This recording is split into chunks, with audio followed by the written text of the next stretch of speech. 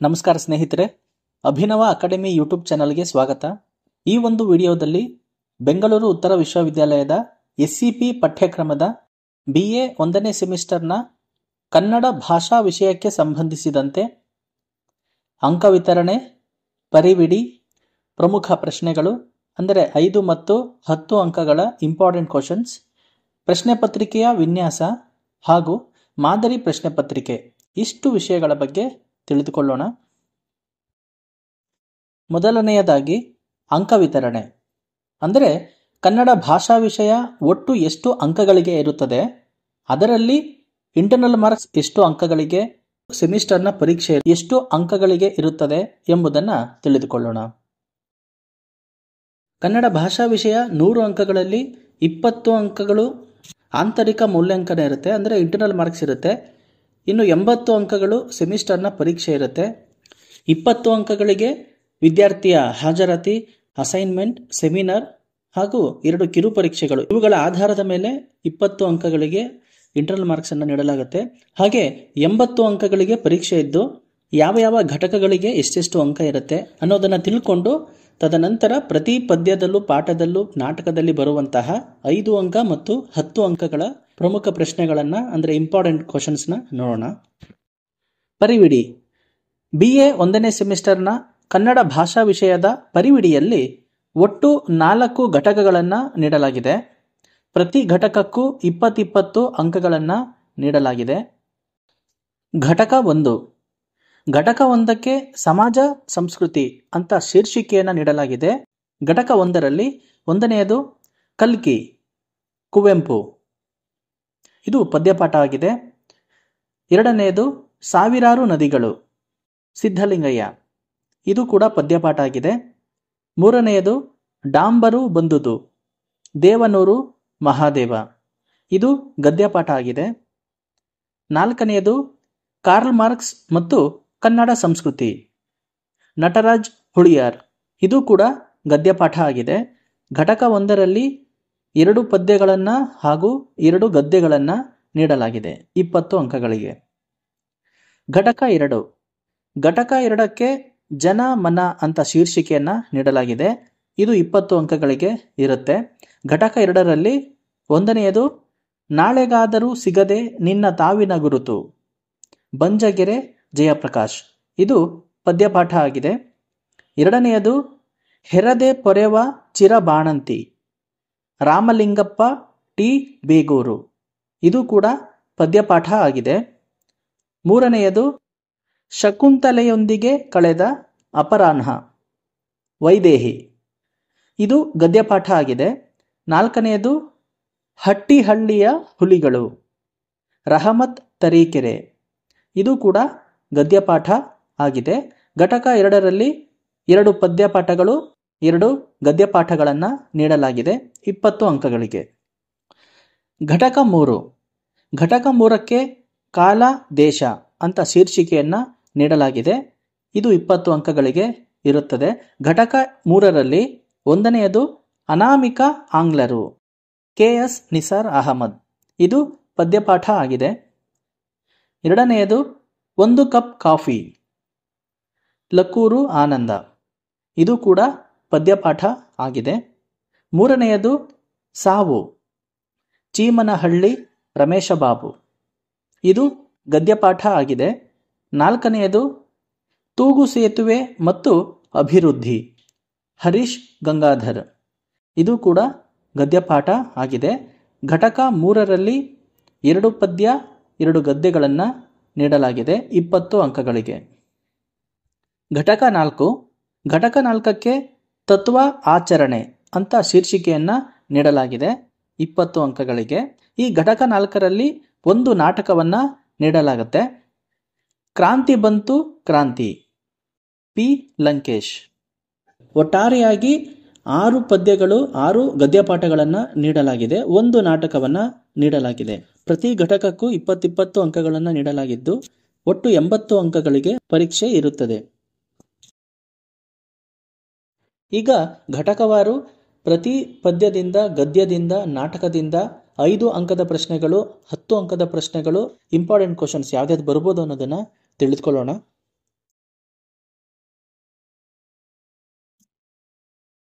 ಘಟಕ 1 ಪದ್ಯ ಕಲ್ಕಿ, ಕವಿ ಕುವೆಂಪು. ಈ ಒಂದು ಪದ್ಯದಲ್ಲಿ ಬರುವ 5 ಮತ್ತು 10 ಅಂಕಗಳ ಪ್ರಶ್ನೆಗಳನ್ನು ನೋಡೋಣ. ಮೊದಲಿಗೆ 5 ಅಂಕಗಳ ಪ್ರಶ್ನೆಗಳು. ಒಂದನೆಯದು ಕಲ್ಕಿ ಕವಿತೆಯ ಆಶಯ.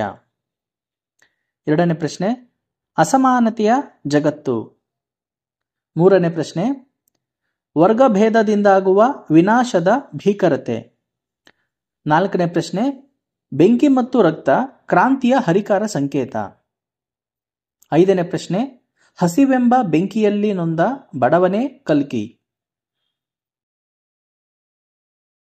10 ಅಂಕದ ಪ್ರಶ್ನೆಗಳು ಯಾವ್ದಾವ್ದು ಬರ್ತದೆ ಅಂತ ನೋಡೋದಾದ್ರೆ, ಒಂದನೇ ಪ್ರಶ್ನೆ ಬಡತನ ಮತ್ತು ಹಸಿವುಗಳೇ ರಕ್ತ ಕ್ರಾಂತಿಗೆ ಕಿಚ್ಚಾಗುವ ಪರಿಯನ್ನು ಕಲ್ಕಿ ಕವಿತೆಯಲ್ಲಿ ಹೇಗೆ ನಿರೂಪಿಸಲಾಗಿದೆ ವಿವರಿಸಿ. ಎರಡನೇ ಪ್ರಶ್ನೆ ಕಲ್ಕಿ ಕವಿತೆಯ ವಸ್ತು ಕನಸೇ ಅಥವಾ ವಾಸ್ತವವೇ, ಕವಿತೆಯ ಹಿನ್ನೆಲೆಯಲ್ಲಿ ಚರ್ಚಿಸಿ. ಮೂರನೇ ಪ್ರಶ್ನೆ ಕಲ್ಕಿ ಕವಿತೆಯ ಸಾರಾಂಶವನ್ನು ವಿವರಿಸಿ.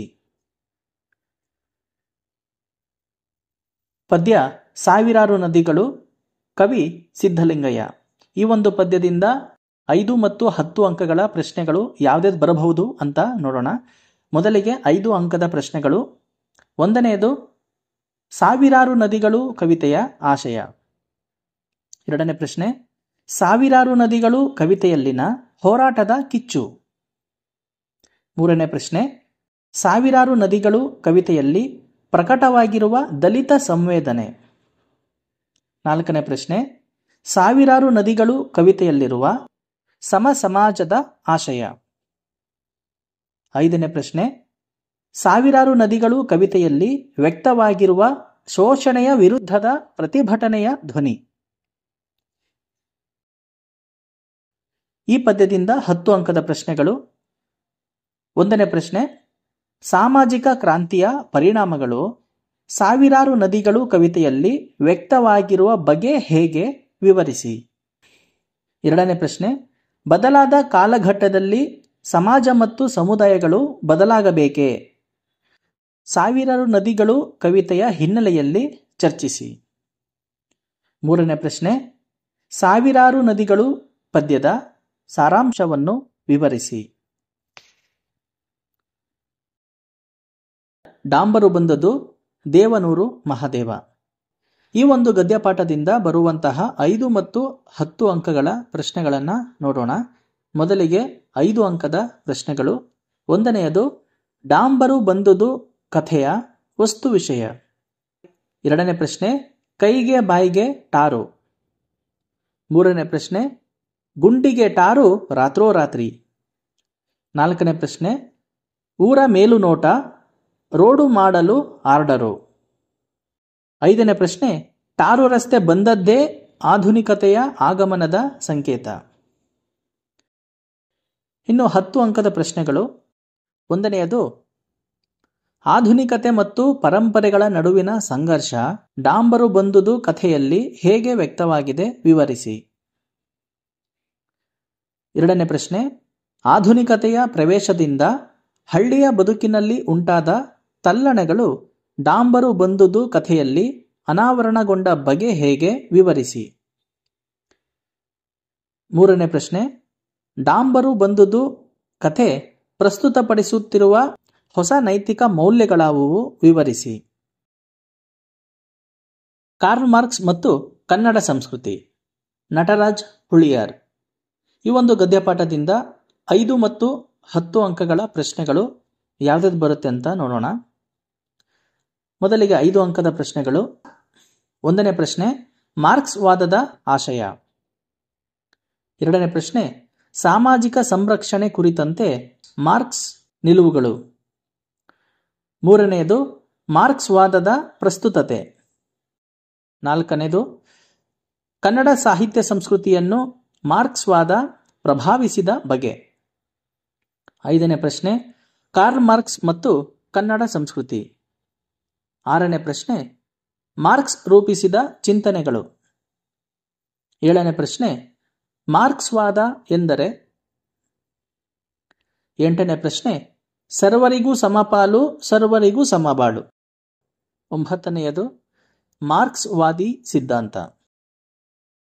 10 ಅಂಕದ ಪ್ರಶ್ನೆಗಳು. 1ನೇಯದು ಕನ್ನಡ ಸಂಸ್ಕೃತಿಯ ಜೊತೆಗೆ ಮಾರ್ಕ್ಸ್ ಇರಿಸಿಕೊಂಡಿರುವ ನಿರಂತರ ಜೀವಂತ ಸಂಬಂಧಕ್ಕೆ ಲೇಖನ ಹೇಗೆ ಸಾಕ್ಷಿಯಾಗಿದೆ ವಿವರಿಸಿ. 2ನೇ ಪ್ರಶ್ನೆ ಮಾರ್ಕ್ಸ್ ಚಿಂತನೆಗಳ ಶಕ್ತಿ ಮತ್ತು ಮಿತಿಯನ್ನು ಲೇಖನದ ಹಿನ್ನೆಲೆಯಲ್ಲಿ ಚರ್ಚಿಸಿ. 3ನೇ ಪ್ರಶ್ನೆ ಕನ್ನಡ ಸಾಹಿತ್ಯ ವಿಮರ್ಶೆ, ರಂಗಭೂಮಿ, ರಾಜಕಾರಣಗಳ ದಿಕ್ಕನ್ನು ಮಾರ್ಕ್ಸ್ ಚಿಂತನೆಗಳು ಬದಲಿಸಿದ ಬಗೆ ಹೇಗೆ ಲೇಖನದ ಹಿನ್ನೆಲೆಯಲ್ಲಿ ವಿವರಿಸಿ. 4ನೇ ಪ್ರಶ್ನೆ ಕನ್ನಡ ಸಂಸ್ಕೃತಿ ಮತ್ತು ಕಾರ್ಲ್ ಮಾರ್ಕ್ಸ್ ನಡುವಿನ ಒಡನಾಟ ಲೇಖನದಲ್ಲಿ ಹೇಗೆ ಮೂಡಿಬಂದಿದೆ ವಿವರಿಸಿ. ಘಟಕ 2 ಪದ್ಯ ನಾಳೆಗಾದರೂ ಸಿಗದೆ ನಿನ್ನ ತಾವಿನ ಗುರುತು. ಕವಿ ಬಂಜಗೆರೆ ಜಯಪ್ರಕಾಶ್. ಈ ಪದ್ಯಪಾಠದಿಂದ ಬರಬಹುದಾದಂತಹ 5 ಮತ್ತು 10 ಅಂಕಗಳ ಪ್ರಶ್ನೆಗಳನ್ನು ನೋಡೋಣ. ಮೊದಲಿಗೆ 5 ಅಂಕದ ಪ್ರಶ್ನೆಗಳು. 1ನೇಯದು ನಾಳೆಗಾದರೂ ಸಿಗದೆ ನಿನ್ನ ತಾವಿನ ಗುರುತು ಕವಿತೆಯ ಆಶಯ. 2ನೇ ಪ್ರಶ್ನೆ ನಾಳೆಗಾದರೂ ಸಿಗದೆ ನಿನ್ನ ತಾವಿನ ಗುರುತು ಕವಿತೆಯಲ್ಲಿನ ವಸ್ತು ವಿಷಯ. 3ನೇ ಪ್ರಶ್ನೆ ಪ್ರೀತಿ ವಿರಹಗಳ ಅವ್ಯಕ್ತ ವೇದನೆ. 4ನೇ ಪ್ರಶ್ನೆ ನೆನಪು ಸಿಹಿಯಲ್ಲ ಕಹಿ. 10 ಅಂಕಗಳ ಪ್ರಶ್ನೆಗಳು. 1ನೇಯದು ಕಳೆದುಕೊಂಡುದರ ಬಗೆಗಿನ ದುಃಖ ಮತ್ತು ವಿಷಾದ ನಾಳೆಗಾದರೂ ಸಿಗದೆ ನಿನ್ನ ತಾವಿನ ಗುರುತು ಕವಿತೆಯಲ್ಲಿ ವ್ಯಕ್ತವಾಗಿರುವ ಬಗೆಯನ್ನು ವಿವರಿಸಿ. 2ನೇ ಪ್ರಶ್ನೆ ನಾಳೆಗಾದರೂ ಸಿಗದೆ ನಿನ್ನ ತಾವಿನ ಗುರುತು ಕವಿತೆಯ ಸಾರಾಂಶ. ಪದ್ಯ ಹೆರದೆ ಪೊರೆವ ಚಿರ ಬಾಣಂತಿ ರಾಮಲಿಂಗಪ್ಪ ಟಿ ಬೇಗೂರು. ಈ ಪದ್ಯದಿಂದ ಬರುವ 5 ಮತ್ತು 10 ಅಂಕಗಳ ಪ್ರಶ್ನೆಗಳನ್ನು ನೋಡೋಣ. ಮೊದಲಿಗೆ 5 ಅಂಕದ ಪ್ರಶ್ನೆಗಳು. 1ನೇಯದು ಕೀರಂ ಮೇಸ್ಟ್ರ ಕಲಿಸಿ ಪೊರೆವ ತಾಯ್ತನದ ಗುಣ. 2ನೇ ಪ್ರಶ್ನೆ ಹೆರದೆ ಪೊರೆವ ಚಿರಬಾಣಂತಿ ಕವಿತೆಯ ಆಶಯ. 3ನೇ ಪ್ರಶ್ನೆ ಕೀರಂ ಮೇಸ್ಟ್ರ ಸಂಕೀರ್ಣ ವ್ಯಕ್ತಿತ್ವ. 4ನೇ ಪ್ರಶ್ನೆ ಕೀರಂ ಅವರ ಸಾಹಿತ್ಯಕ ವಿದ್ವತ್ತು. 10 ಅಂಕದ ಪ್ರಶ್ನೆಗಳು.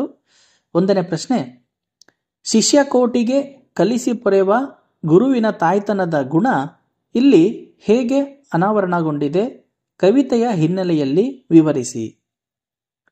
2ನೇ ಪ್ರಶ್ನೆ ಕನ್ನಡ ವಾಗ್ಮಯ ಪರಂಪರೆಗೆ ಕೀರಂ ನೀಡಿದ ಕೊಡುಗೆಯನ್ನು ಕುರಿತು ವಿವರಿಸಿ.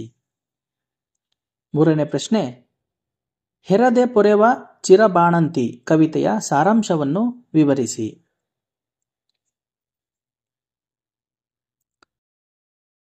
ಗದ್ಯಪಾಠ ಶಕುಂತಲೆಯೊಂದಿಗೆ ಕಳೆದ ಅಪರಾಹ್ನ ವೈದೇಹಿ. ಈ ಒಂದು ಗದ್ಯಪಾಠದಿಂದ ಬರಬಹುದಾದಂತಹ 5 ಮತ್ತು 10 ಅಂಕಗಳ ಪ್ರಶ್ನೆಗಳನ್ನು ನೋಡೋಣ. ಮೊದಲಿಗೆ 5 ಅಂಕಗಳ ಪ್ರಶ್ನೆಗಳು. 1ನೇಯದು ಶಕುಂತಲೆಯ ಸಂಭ್ರಮ ಸಂಕಟಗಳು.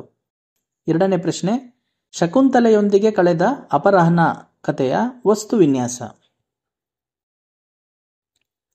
10 ಅಂಕಗಳ ಪ್ರಶ್ನೆಗಳು. 1ನೇಯದು ಶಕುಂತಲೆಯೊಂದಿಗೆ ಕಳೆದ ಅಪರಾಹ್ನ ಕಥೆ ಇತರೆ ಶಾಕುಂತಲೆಗಳಿಂದ ಹೇಗೆ ಭಿನ್ನ ವಿವರಿಸಿ. 2ನೇ ಪ್ರಶ್ನೆ ಶಕುಂತಲೆಯೊಂದಿಗೆ ಕಳೆದ ಅಪರಾಹ್ನ ಕಥೆ ಹೇಳುವವರು ಬದಲಾದರೆ ಪಠ್ಯದ ಸಂಕಥನವೇ ಬೇರೆಯಾಗುತ್ತದೆ ಎಂಬುದನ್ನು ಈ ಕಥೆಯ ನಿರೂಪಣಾ ಶೈಲಿಯ ಹಿನ್ನೆಲೆಯಲ್ಲಿ ವಿವರಿಸಿ. 3ನೇ ಪ್ರಶ್ನೆ ಶಕುಂತಲೆಯೊಂದಿಗೆ ಕಳೆದ ಅಪರಾಹ್ನ ಪಠ್ಯವು ಸ್ತ್ರೀನಿಷ್ಠ ಮೌಲ್ಯಗಳ ಪ್ರತಿಪಾದನೆಯಾಗಿರುವ ಪರಿಯನ್ನು ಕುರಿತು ಬರೆಯಿರಿ. 4ನೇ ಪ್ರಶ್ನೆ ಸ್ತ್ರೀವಾದಿ ಭಾಷಾಂತರವಾಗಿ ಶಕುಂತಲೆಯೊಂದಿಗೆ ಕಳೆದ ಅಪರಾಹ್ನ ಚರ್ಚಿಸಿ.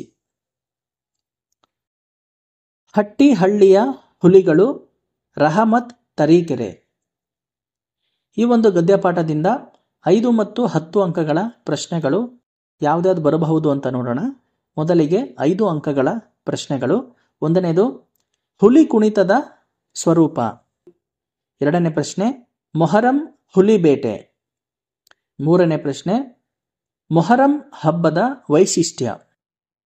ನಾಲ್ಕನೇ ಪ್ರಶ್ನೆ ಹುಲಿ ಬೇಟೆ ಹುಲಿ ಸವಾರಿ. 10 ಅಂಕಗಳ ಪ್ರಶ್ನೆಗಳು.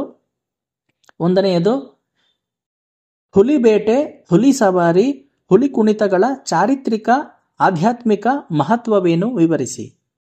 ಎರಡನೇ ಪ್ರಶ್ನೆ ಮೊಹರಂ ಹಬ್ಬದ ಆಚರಣೆಗೂ ಹುಲಿ ಕುಣಿತಕ್ಕೂ ಇರುವ ಸಂಬಂಧಗಳನ್ನು ವಿವರಿಸಿ. ಮೂರನೇ ಪ್ರಶ್ನೆ ಕೋಮು ಸಾಮರಸ್ಯದ ಸಂಕೇತವಾಗಿದ್ದ ಹುಲಿ ಕುಣಿತ ತನ್ನ ಈ ಮೊದಲಿನ ವೈಭವವನ್ನು ಕಳೆದುಕೊಳ್ಳಲು ಕಾರಣಗಳೇನು ಚರ್ಚಿಸಿ. ನಾಲ್ಕನೇ ಪ್ರಶ್ನೆ ಒಂದು ಕಾಲಕ್ಕೆ ಧಾರ್ಮಿಕ ಸೌಹಾರ್ದತೆಯ ಸಂಕೇತವಾಗಿದ್ದ ಹುಲಿ ಕುಣಿತಕ್ಕೆ ಈಗ ಧರ್ಮವೇ ದೊಡ್ಡ ಬೆದರಿಕೆಯಾಗಿರುವ ದುರಂತವನ್ನು ಲೇಖನದ ಹಿನ್ನೆಲೆಯಲ್ಲಿ ವಿವರಿಸಿ. ಐದನೇ ಪ್ರಶ್ನೆ ಕಾಲದ ಹೊಡೆತಕ್ಕೆ ಸಿಕ್ಕಿ ಮೊಹರಂ ಹುಲಿ ಕುಣಿತ ತನ್ನ ಈ ಮೊದಲ ವೈಭವವನ್ನು ಕಳೆದುಕೊಳ್ಳುತ್ತಿರುವ ಪರಿಯನ್ನು ಹಳ್ಳಿಹಟ್ಟಿಯ ಹುಲಿಗಳು ಲೇಖನದಲ್ಲಿ ಹೇಗೆ ನಿರೂಪಿಸಲಾಗಿದೆ ವಿವರಿಸಿ. ಘಟಕ 3 ಪದ್ಯ ಅನಾಮಿಕ ಆಂಗ್ಲರು. ಕವಿ ಕೆ.ಎಸ್. ನಿಸಾರ್ ಅಹಮದ್. ಈ ಒಂದು ಪದ್ಯದಲ್ಲಿ ಬರುವ 5 ಮತ್ತು 10 ಅಂಕಗಳ ಪ್ರಶ್ನೆಗಳನ್ನು ನೋಡೋಣ. ಮೊದಲಿಗೆ 5 ಅಂಕಗಳ ಪ್ರಶ್ನೆಗಳು. ಒಂದನೆಯದು ಅನಾಮಿಕ ಆಂಗ್ಲರು ಕವಿತೆಯ ಆಶಯ.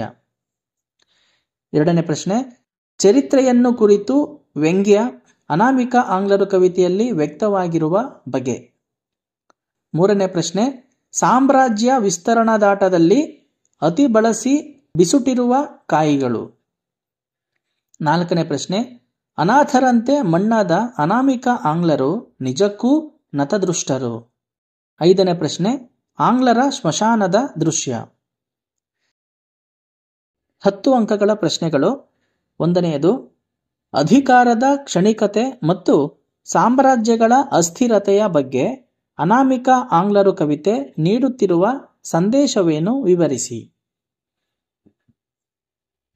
ಎರಡನೇ ಪ್ರಶ್ನೆ ಪ್ರಭುತ್ವದ ಸ್ವಾರ್ಥಕ್ಕಾಗಿ ಸಾಮಾನ್ಯರು ಪಗಡೆಯಾಟದ ದಾಳಗಳಂತೆ ಬಳಸಲ್ಪಡುವ ದುರಂತ ಅನಾಮಿಕ ಆಂಗ್ಲರು ಕವಿತೆಯಲ್ಲಿ ಹೇಗೆ ಚಿತ್ರಣಗೊಂಡಿದೆ ವಿವರಿಸಿ. ಮೂರನೇ ಪ್ರಶ್ನೆ ಅನಾಮಿಕ ಆಂಗ್ಲರು ಕವಿತೆಯ ಸಾರಾಂಶವನ್ನು ವಿವರಿಸಿ.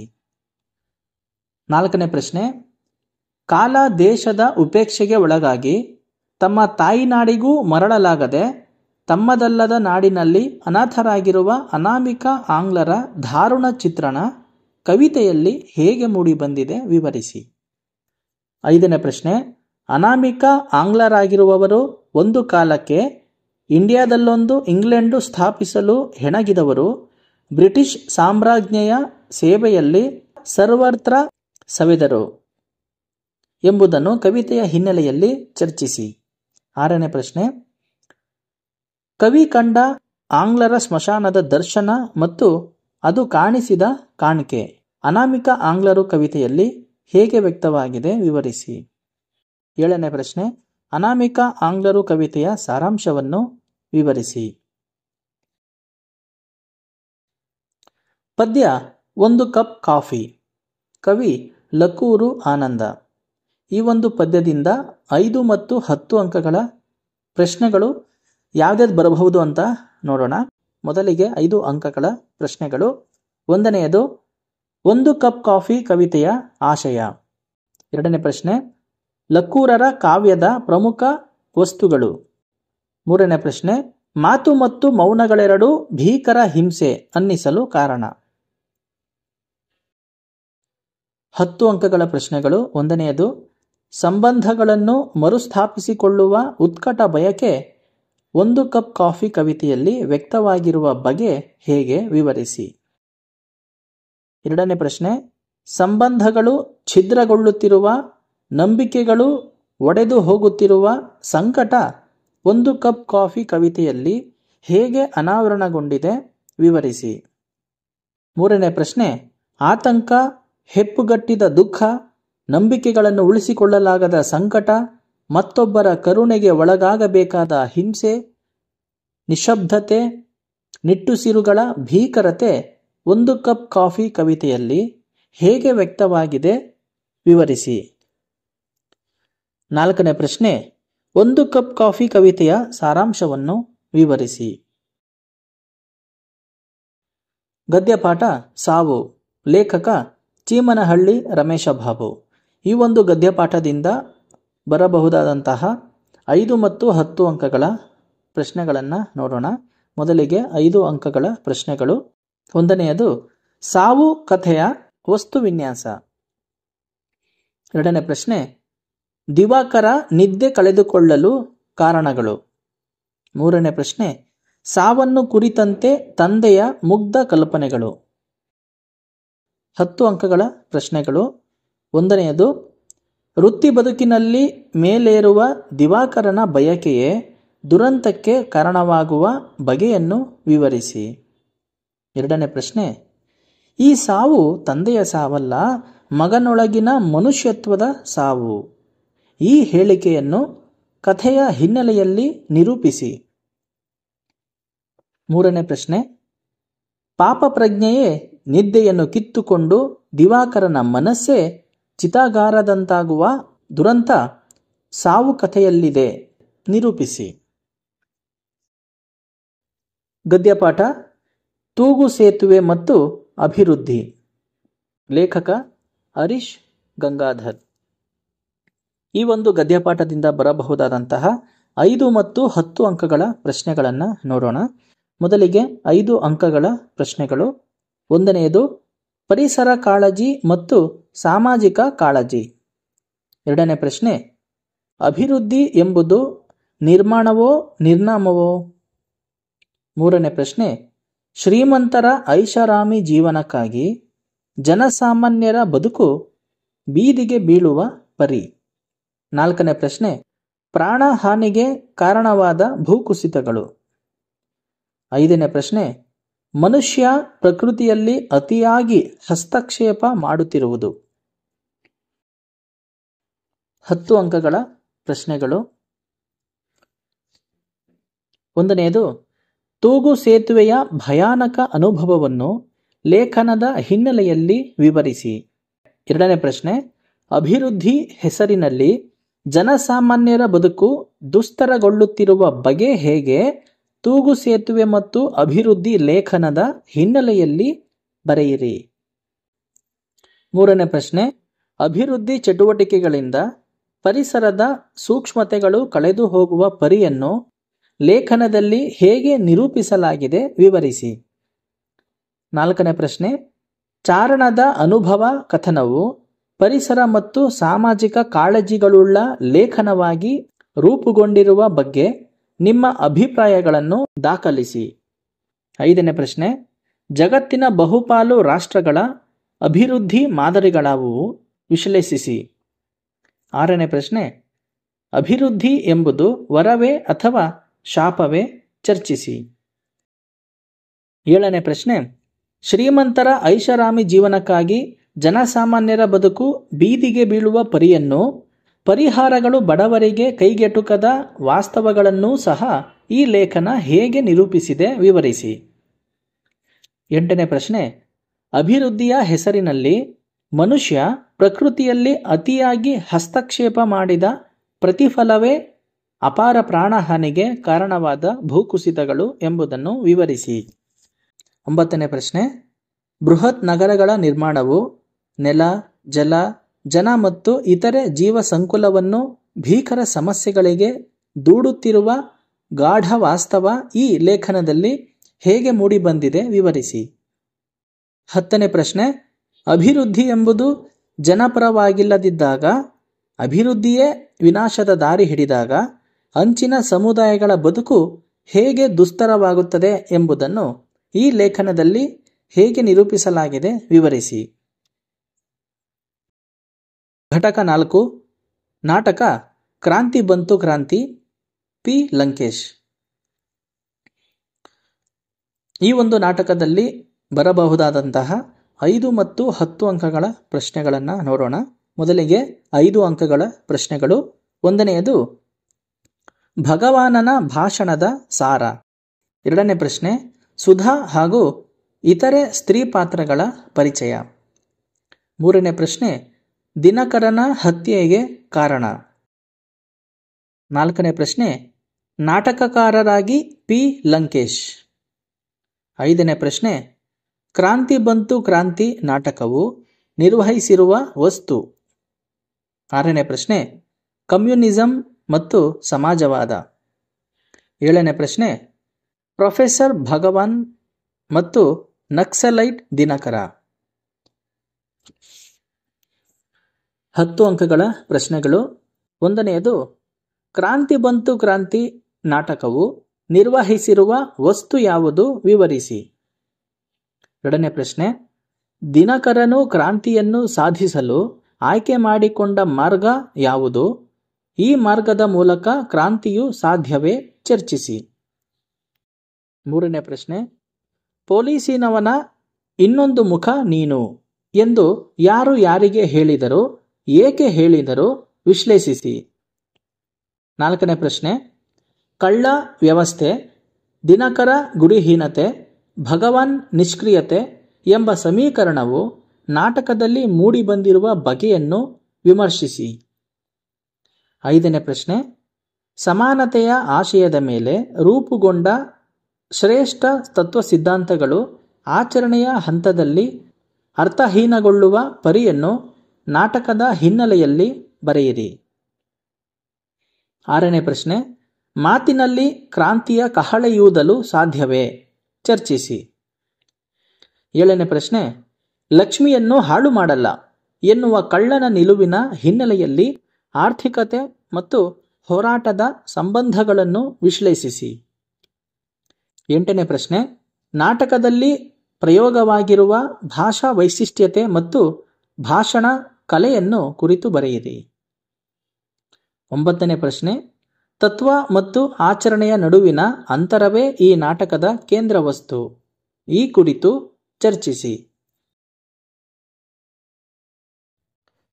ಈಗ ಪ್ರಶ್ನೆ ಪತ್ರಿಕೆಯ ವಿನ್ಯಾಸವನ್ನು ನೋಡೋಣ. ಬೆಂಗಳೂರು ಉತ್ತರ ವಿಶ್ವವಿದ್ಯಾಲಯ ಪಠ್ಯಪುಸ್ತಕದ ಕೊನೆಯಲ್ಲಿ ಮಾದರಿ ಪ್ರಶ್ನೆ ಪತ್ರಿಕೆಯನ್ನು ನೀಡಲಾಗಿದೆ. ಆ ಮಾದರಿ ಪ್ರಶ್ನೆ ಪತ್ರಿಕೆ ಯಾವ ರೀತಿ ಇದೆ ಅನ್ನೋದನ್ನು ನೋಡೋಣ. ಮೊದಲೇ ಹೇಳಿದಾಗೆ ಪರೀಕ್ಷೆ 80 ಅಂಕಗಳಿಗೆ ಇರುತ್ತೆ. ಸಮಯ ನಿಮಗೆ 3 ಗಂಟೆಗಳ ಅವಧಿ ಪರೀಕ್ಷೆ ಬರೆಯೋದಕ್ಕೆ ಇರುತ್ತೆ. ಒಟ್ಟು ನಿಮಗೆ ಪ್ರಶ್ನೆ ಪತ್ರಿಕೆಯಲ್ಲಿ 4 ಮೇನ್ಗಳನ್ನು ನೀಡಲಾಗಿರುತ್ತೆ. ಮೊದಲನೇ ಮೇನ್ನಲ್ಲಿ 2 ಸಬ್ ಮೇನ್ಗಳಿದ್ದಾವೆ. ಆ ಅಂತ ಪದ್ಯದ ಭಾವಾರ್ಥ ಬರೆಯಿರಿ. 6 ಅಂಕಗಳಿಗೆ ನೀಡಲಾಗಿದೆ. ಒಟ್ಟು 6 ಪದ್ಯಗಳಿದ್ದಾವೆ. ಆ 6 ಪದ್ಯಗಳಿಂದ ಯಾವುದಾದ್ರೂ ಒಂದು ಪದ್ಯದ ಭಾಗವನ್ನು ಇಲ್ಲಿ ನೀಡಲಾಗುತ್ತೆ. ಯಾವ ಪದ್ಯದ ಭಾಗವನ್ನು ನೀಡಲಾಗುತ್ತೆ ಅಂತ ಹೇಳೋಕ್ಕಾಗಲ್ಲ. 6 ಪದ್ಯಗಳನ್ನು ಓದ್ಕೊಂಡಿರ್ಬೇಕಾಗತ್ತೆ. ಇಲ್ಲಿ ಆಯ್ಕೆ ಕೂಡ ಇರೋದಿಲ್ಲ. ನಿಮ್ಗೆ ಯಾವುದಾದ್ರೂ ಒಂದನ್ನು ಬರೆಯಿರಿ ಈ ರೀತಿ ಆಯ್ಕೆ ಕೂಡ ಇರೋದಿಲ್ಲ.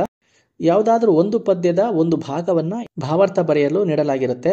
ಹಾಗಾದರೆ ಇಲ್ಲಿ ಯಾವ ಪದ್ಯದ ಭಾವಾರ್ಥವನ್ನು ಬರೆಯಿರಿ ಅಂತ ನೀಡಲಾಗಿದೆ ಅಂತ ನೋಡೋದಾದರೆ ಬಲಗಡೆ ಕೈಯಲ್ಲಿ ಮಿಂಚಿನ ಕತ್ತಿ, ಎಡಗಡೆ ಕೈಯಲ್ಲಿ ಸಿಡಿಲಿನ ಬುತ್ತಿ, ಎಲುಬಿನ ಕುದುರೆ ಎಲುಬಿನ ಆಳು, ಇವನೆಯೇ ಕಲ್ಕಿ ಬಡವರ ಬಾಳು, ಮೂರ್ತಿವೆತ್ತಿಹ ಬಡವರ ಗೋಳು.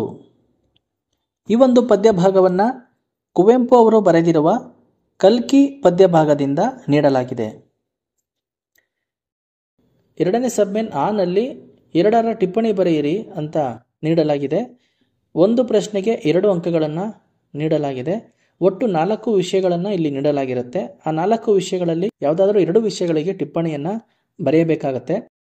ಟಿಪ್ಪಣಿ ಬರೆಯಿರಿ ಮೇನ್ನಲ್ಲಿ ಯಾವ್ಯಾವ ರೀತಿ ಪ್ರಶ್ನೆಗಳು ಬರ್ಬೋದು ಅಂದರೆ ಕವಿಗಳ ಲೇಖಕರ ಹೆಸರುಗಳನ್ನು ಇಲ್ಲಿ ಕೊಡ್ಬೋದು. ಹಾಗೆ ಕಥೆಗಳಲ್ಲಿ ಬರ್ತಕ್ಕಂತಹ ಪಾತ್ರಗಳನ್ನು, ಹಾಗೆ ಆ ಕಥೆಯಲ್ಲಿ ಪಾಠದಲ್ಲಿ ಬರುವಂತಹ ಪ್ರಮುಖ ವಿಷಯಗಳೇನಾದರೂ ಇದ್ದರೆ ಆ ಒಂದು ವಿಷಯಗಳನ್ನು ಇಲ್ಲಿ ನೀಡಲಾಗುತ್ತೆ. ನೋಡಿ, ಈಗ ಟಿಪ್ಪಣಿ ಬರೆಯಿರಿನಲ್ಲಿ 1ನೇ ಪ್ರಶ್ನೆ ಸಿದ್ಧಲಿಂಗಯ್ಯ ಕವಿ ಪರಿಚಯವನ್ನು ಸಾವಿರಾರು ನದಿಗಳು ಪದ್ಯ ಭಾಗದಿಂದ ನೀಡಲಾಗಿದೆ.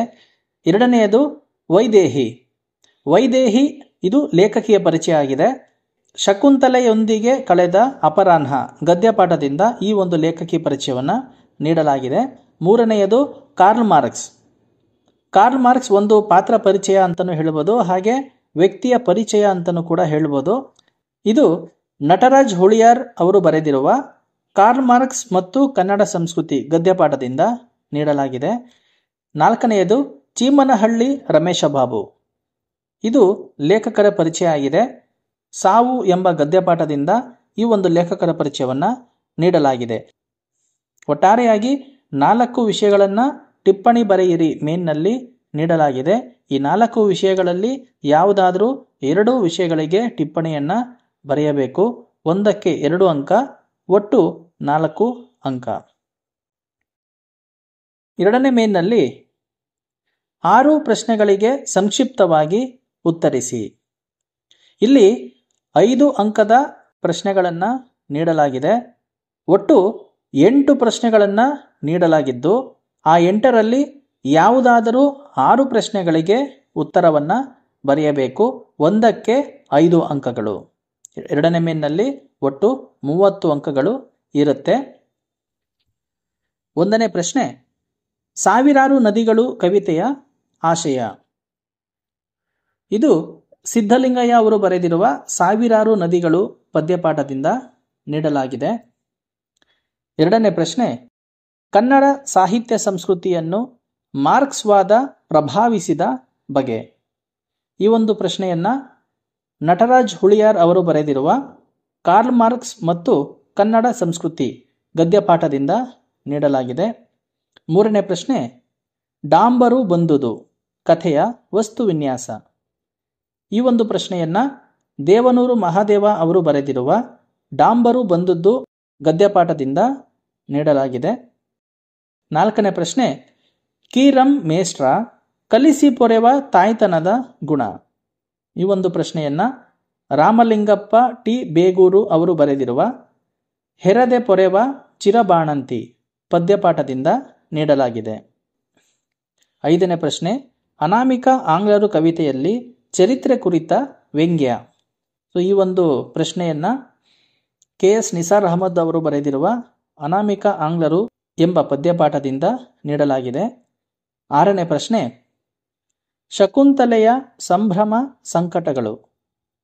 ಈ ಒಂದು ಪ್ರಶ್ನೆಯನ್ನು ವೈದೇಹಿ ಅವರು ಬರೆದಿರುವ ಶಕುಂತಲೆಯೊಂದಿಗೆ ಕಳೆದ ಅಪರಾಹ್ನ ಎಂಬ ಗದ್ಯಪಾಠದಿಂದ ನೀಡಲಾಗಿದೆ. 7ನೇ ಪ್ರಶ್ನೆ, ಲಕ್ಕೂರರ ಕಾವ್ಯದ ಪ್ರಮುಖ ವಸ್ತುಗಳು. ಈ ಒಂದು ಪ್ರಶ್ನೆಯನ್ನು ಲಕ್ಕೂರು ಆನಂದ ಅವರು ಬರೆದಿರುವ ಒಂದು ಕಪ್ ಕಾಫಿ ಪದ್ಯಪಾಠದಿಂದ ನೀಡಲಾಗಿದೆ. 8ನೇ ಪ್ರಶ್ನೆ, ದಿವಾಕರ ನಿದ್ದೆ ಕಳೆದುಕೊಳ್ಳಲು ಕಾರಣ. ಈ ಒಂದು ಪ್ರಶ್ನೆಯನ್ನು ಚೀಮನಹಳ್ಳಿ ರಮೇಶ ಬಾಬು ಅವರು ಬರೆದಿರುವ ಸಾವು ಎಂಬ ಗದ್ಯಪಾಠದಿಂದ ನೀಡಲಾಗಿದೆ. ಒಟ್ಟಾರೆಯಾಗಿ 2ನೇ ಮೇನ್ನಲ್ಲಿ 8 ಪ್ರಶ್ನೆಗಳನ್ನು ನೀಡಲಾಗಿರುತ್ತೆ. ಆ 8 ಪ್ರಶ್ನೆಗಳಲ್ಲಿ ಯಾವುದಾದರೂ 6 ಪ್ರಶ್ನೆಗಳಿಗೆ ಉತ್ತರವನ್ನು ಬರೆಯಬೇಕು. ಒಂದು ಪ್ರಶ್ನೆಗೆ 5 ಅಂಕಗಳು. ಒಟ್ಟು 2ನೇ ಮೇನ್ನಲ್ಲಿ 30 ಅಂಕಗಳು ಇರುತ್ತವೆ. ಹಾಗೆ 3ನೇ ಮೇನ್ನಲ್ಲಿ 10 ಅಂಕಗಳ ಪ್ರಶ್ನೆಗಳನ್ನು ನೀಡಲಾಗಿರುತ್ತೆ. 2 ಪ್ರಶ್ನೆಗಳಿಗೆ ವಿವರವಾಗಿ ಉತ್ತರಿಸಿ. ಇಲ್ಲಿ 4 ಪ್ರಶ್ನೆಗಳನ್ನು ನೀಡಲಾಗಿದೆ. ಆ 4 ಪ್ರಶ್ನೆಗಳಲ್ಲಿ ಯಾವುದಾದರೂ 2 ಪ್ರಶ್ನೆಗಳಿಗೆ ವಿವರವಾಗಿ ಉತ್ತರವನ್ನು ಬರೆಯಬೇಕು. ಒಂದು ಪ್ರಶ್ನೆಗೆ 10 ಅಂಕಗಳು ಇರುತ್ತೆ. 1ನೇ ಪ್ರಶ್ನೆ, ಬಡತನ ಮತ್ತು ಹಸಿವುಗಳೇ ರಕ್ತ ಕ್ರಾಂತಿಗೆ ಕಿಚ್ಚಾಕುವ ಪರಿಯನ್ನು ಕಲ್ಕಿ ಕವಿತೆಯಲ್ಲಿ ಹೇಗೆ ನಿರೂಪಿಸಲಾಗಿದೆ. ಈ ಒಂದು ಪ್ರಶ್ನೆಯನ್ನು ಕುವೆಂಪು ಅವರು ಬರೆದಿರುವ ಕಲ್ಕಿ ಪದ್ಯದಿಂದ ನೀಡಲಾಗಿದೆ. 2ನೇ ಪ್ರಶ್ನೆ, ಕಳೆದುಕೊಂಡುದರ ಬಗೆಗಿನ ದುಃಖ ಮತ್ತು ವಿಷಾದ ನಾಳೆಗಾದರೂ ಸಿಗದೆ ನಿನ್ನ ತಾವಿನ ಗುರುತು ಕವಿತೆಯಲ್ಲಿ ವ್ಯಕ್ತವಾಗಿರುವ ಬಗೆಯನ್ನು ವಿವರಿಸಿ. ಇದು ಬಂಜಗೆರೆ ಜಯಪ್ರಕಾಶ್ ಅವರು ಬರೆದಿರುವ ನಾಳೆಗಾದರೂ ಸಿಗದೆ ನಿನ್ನ ತಾವಿನ ಗುರುತು ಎಂಬ ಪದ್ಯಪಾಠದಿಂದ ಈ ಪ್ರಶ್ನೆಯನ್ನು ನೀಡಲಾಗಿದೆ.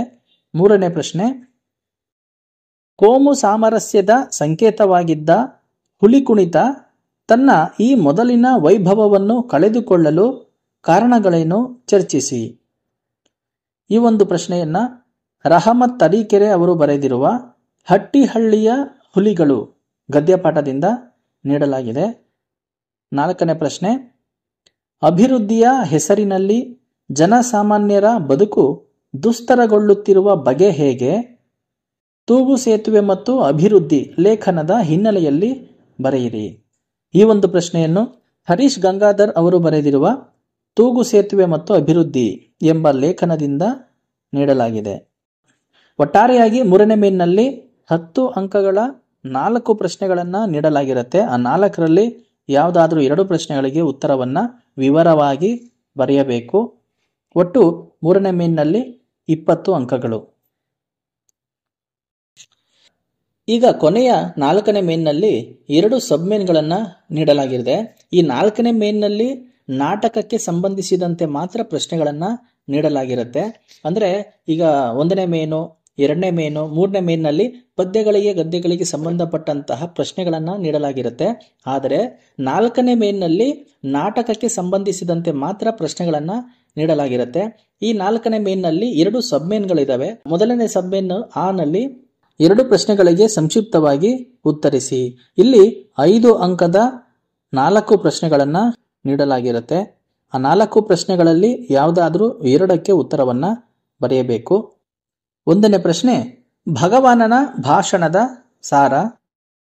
2ನೇ ಪ್ರಶ್ನೆ, ಸುಧಾ ಹಾಗೂ ಇತರೆ ಸ್ತ್ರೀ ಪಾತ್ರಗಳ ಪರಿಚಯ. 3ನೇ ಪ್ರಶ್ನೆ, ದಿನಕರನ ಹತ್ಯೆಗೆ ಕಾರಣ. 4ನೇ ಪ್ರಶ್ನೆ, ನಾಟಕಕಾರರಾಗಿ ಪಿ. ಲಂಕೇಶ್. 2ನೇ ಸಬ್ಮೇನ್ ಆ ನಲ್ಲಿ 1 ಪ್ರಶ್ನೆಗೆ ವಿವರವಾಗಿ ಉತ್ತರಿಸಿ. 10 ಅಂಕದ 2 ಪ್ರಶ್ನೆಗಳನ್ನು ನೀಡಲಾಗಿರುತ್ತೆ. ಈ 2 ಪ್ರಶ್ನೆಗಳಲ್ಲಿ ಯಾವುದಾದ್ರೂ 1ಕ್ಕೆ ವಿವರವಾಗಿ ಉತ್ತರವನ್ನು ಬರೆಯಬೇಕು. 1ನೇ ಪ್ರಶ್ನೆ, ಕ್ರಾಂತಿ ಬಂತು ಕ್ರಾಂತಿ ನಾಟಕವು ನಿರ್ವಹಿಸಿರುವ ವಸ್ತು ಯಾವುದು? ವಿವರಿಸಿ. 2ನೇ ಪ್ರಶ್ನೆ, ದಿನಕರನು ಕ್ರಾಂತಿಯನ್ನು ಸಾಧಿಸಲು ಆಯ್ಕೆ ಮಾಡಿಕೊಂಡ ಮಾರ್ಗ ಯಾವುದು? ಈ ಮಾರ್ಗದ ಮೂಲಕ ಕ್ರಾಂತಿಯು ಸಾಧ್ಯವೇ? ಚರ್ಚಿಸಿ. ಹೀಗೆ ಪ್ರಶ್ನೆ ಪತ್ರಿಕೆ ವಿನ್ಯಾಸವನ್ನು ನಾವು ನೋಡಬಹುದು. ಒಟ್ಟಾರೆಯಾಗಿ 60 ಅಂಕಗಳನ್ನು ಪದ್ಯ ಮತ್ತು ಗದ್ಯಗಳಿಂದ ನೀಡಲಾಗಿರುತ್ತೆ. 20 ಅಂಕಗಳು ನಾಟಕದಿಂದ ನೀಡಲಾಗಿರುತ್ತೆ. ಒಟ್ಟು 80 ಅಂಕಗಳಿಗೆ ಪರೀಕ್ಷೆ ಇರುತ್ತೆ. ಕನ್ನಡ ಭಾಷಾ ವಿಷಯಕ್ಕೆ ಸಂಬಂಧಪಟ್ಟಂತೆ ಎಲ್ಲ ತರಗತಿಗಳು ನಮ್ಮ ಯೂಟ್ಯೂಬ್ ಚಾನಲ್ಲಿ ಸಿಗುತ್ತವೆ. ವಿಡಿಯೋಗಳನ್ನು ಉಪಯೋಗ ಮಾಡಿಕೊಳ್ಳಿ ಅಂತ ಹೇಳ್ತಾ ನಿಮ್ಮೆಲ್ಲರಿಗೂ ಧನ್ಯವಾದಗಳು.